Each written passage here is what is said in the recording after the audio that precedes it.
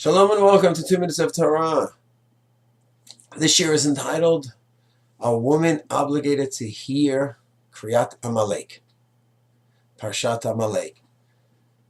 So it's an interesting question. Do we expect women every Shabbat to come to hear Kriyat Torah? No. What about Parshat Amalaik? You say, well, this is a mitzvah from the Torah according to many opinions. And therefore what? Many mitzvahs from the Torah women do not have to be involved in. So you have to look at the category. So one possibility is that it's a mitzvah tasei magram. It's a time-bound mitzvah. Why? Because it's Shabbat before Purim. That's a specific time of the year. Is that any different than Rosh Hashanah? It's a specific time of the year. Sukkot is a specific time of the year. We don't have to take lulav. They can. They get a mitzvah. They don't have an obligation. So here too, the Shabbat before. Rav Yosef says in the end of Yechavadat Aleph, that's not so simple to say, because the real mitzvah from the Torah is to hear it any time during the year. Lo tishkach, not to forget, and to remember. Lo tishkach is in the Lev, you don't forget what they did to Amalek, and the Kriya is to verbalize it. And we hold, but many poskim, that's a mitzvah from the Torah to read. That's any time during the year. The Rabbanan said, that do it right before Purim, because the two are very connected. Haman, Amalek, and Parshat Amalek.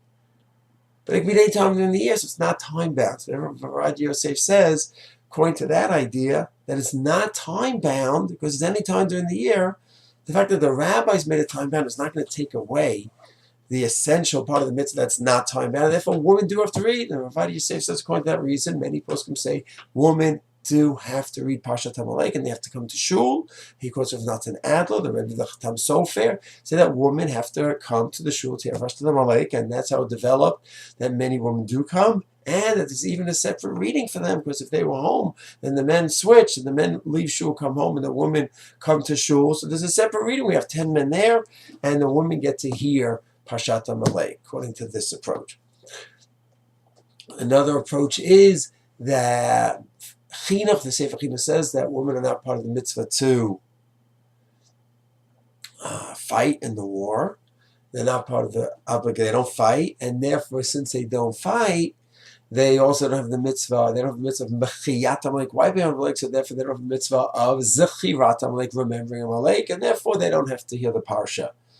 The Minchas Chinuch says, this is in Taf Reish Gimel, mitzvah 603, 10 mitzvahs before the end in the Sefer Chinuch, that, what are you talking about? First of all, is it so simple that they're not part of a war effort? There's a mission in Sota that talks about that. We'll talk about that in a moment, Yez Hashem, next year. But even besides that, even if one do not have to fight in the war, there's a separate mitzvah to remember Amalek. Who says a mitzvah of remembering Amalek is dependent on the mitzvah of mechiyat, wiping Amalek? And therefore the Minchas Chinuch says women are part of this mitzvah. Fast forward, Tafshin 2019, how do we pass? And there's no clear psak. Everyone has to follow the Rav. Follow Rav, what they say to do. You'll find shuls that women will go to the Kriya, the original first Kriya, make sure to get there.